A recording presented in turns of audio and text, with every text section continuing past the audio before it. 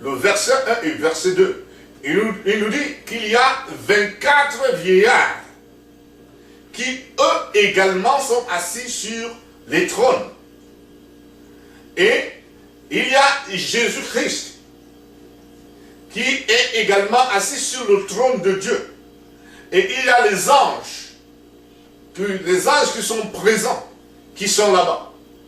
Donc Dieu a nommé des représentants auxquels il donne les ordres de faire appliquer la loi, de faire appliquer les préceptes, de faire appliquer des règles que lui, il émet, que lui, il dicte. Et on ne discute pas avec lui. Donc sur la planète Terre, Dieu envoie ses règles. Il choisit quelqu'un pour que les règles soient connues. Ces personnes peuvent être prophètes. Ces personnes peuvent être ses envoyés. Ces personnes peuvent être les disciples du Seigneur Jésus-Christ. Et à eux, Dieu révèle donc ces règles. Et eux, ils sont chargés pour faire obéir les règles de Dieu. Voilà comment Dieu exécute son pouvoir.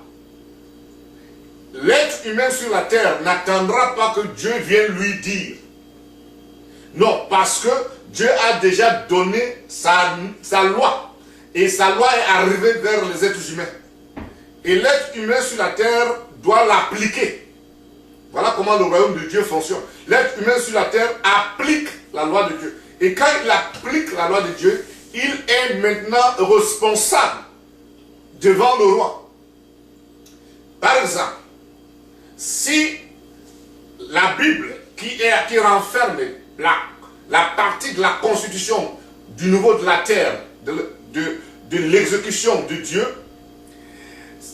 si quelqu'un la lit et voit une loi dans la Bible et l'obéit ou ne l'obéit pas, la personne en question est responsable devant le roi Dieu directement dans les cieux, à la même seconde.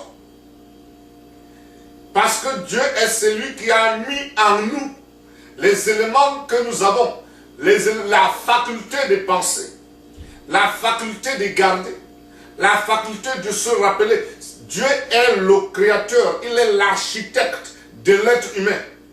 Donc, quand nous sommes en face d'une règle venant de Dieu, l'attitude qu'on a envers cette règle, c'est cette attitude qu'on a envers le roi créateur de l'univers.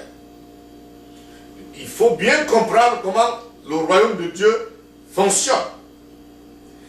L'homme n'attendra pas un ange, que l'ange arrive vers lui, ou dire que bon, maintenant j'ai vu un ange, donc c'est Dieu qui m'a parlé. Non. Les hommes d'aujourd'hui, qui ont déjà avec eux la Bible, et la Bible qui est une loi, les règles qui regardent l'homme et sa société, et son organisation, et son fonctionnement, et la distribution des biens que l'on peut produire, et l'intelligence que l'on peut connaître. Les lois du roi Dieu sont déjà consignées et compilées, c'est-à-dire mises ensemble dans la Bible. Et cette Bible nous a précédés pour la génération d'aujourd'hui. Et nous l'avons. Si quelqu'un se présente donc devant nous et qu'il nous parle de la loi de Dieu, quand la personne ouvre la Bible, quand on ouvre la Bible, exactement, nous voulons connaître ce que le roi dit dans les cieux.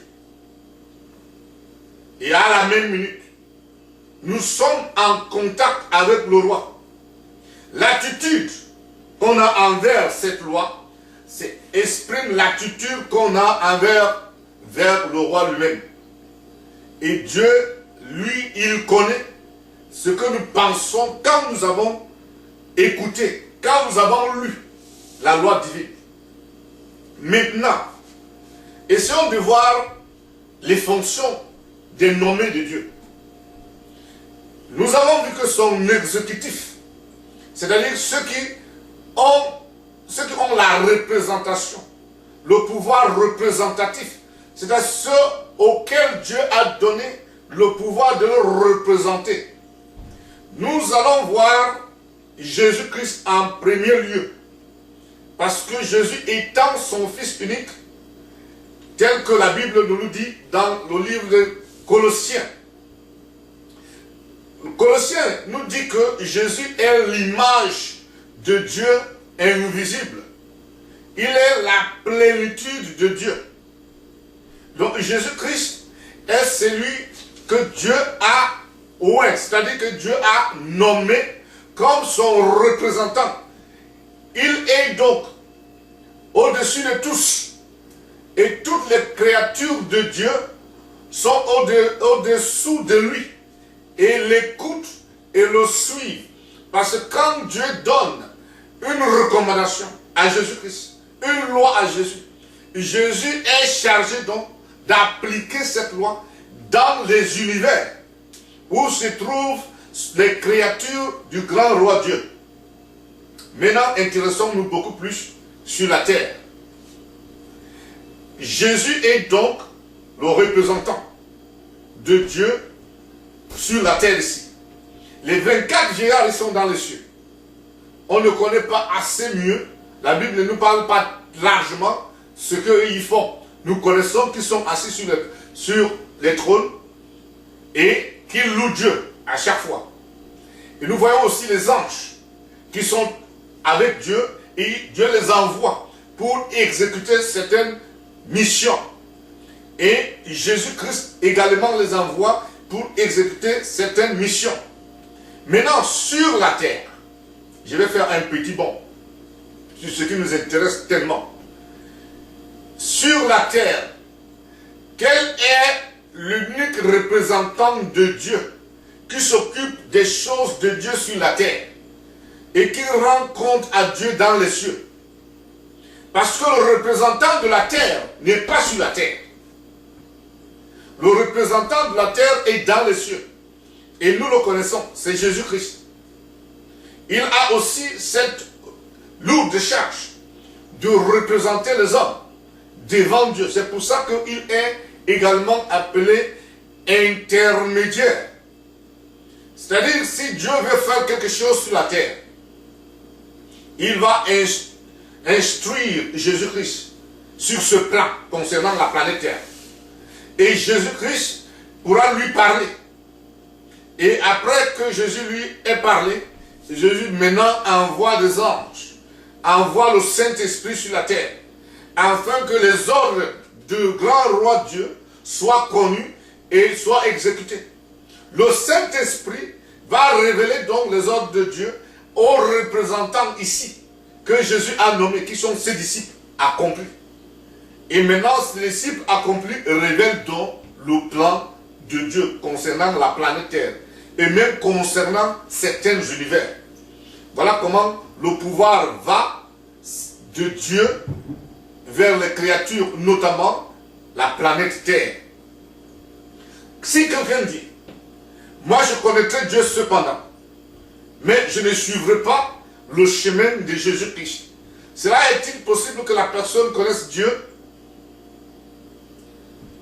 La personne ne pourra et ne saura pas connaître Dieu parce que la personne en question est en violation avec la loi de Dieu. Que la personne soit consciente et que la personne soit consciente. Elle est en violation avec la loi de Dieu parce que la personne ne respecte pas l'ordre du roi Dieu. La personne a affaire à Dieu directement.